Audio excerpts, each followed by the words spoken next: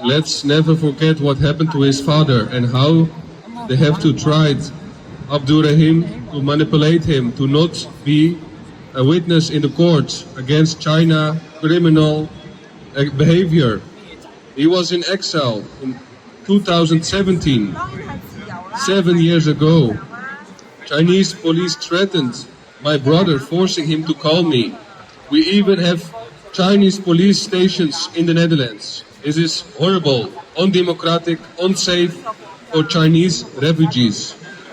But still he goes strong in faith from God to go to the July 8 to 12 World Citizens Tribunal in The Hague. We hope they will stop Xi Jinping and arrest him, that he will be prosecuted, and all other tyrants, dictators from the CCP party. And they say, they threat him. And they have many sinister plots and have infiltrated every Uyghur family. This is deeply shocking.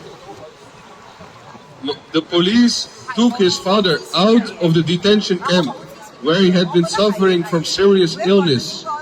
They had my brother record a video urging me to stop my activism against the Chinese government, using it to emotionally manipulate Abdurehim.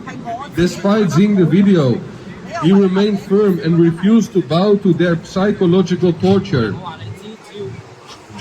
He even used that painful video as further evidence of China's atrocities at the World Citizens Tribunal. The judges, investigators, and even the lawyer appointed to represent the Chinese government were visibly shaken by the overwhelming evidence, and they expressed sympathy for Abdurehim. When the Chinese government failed to break his spirit, they once again sent his father and brother back to the detention camps.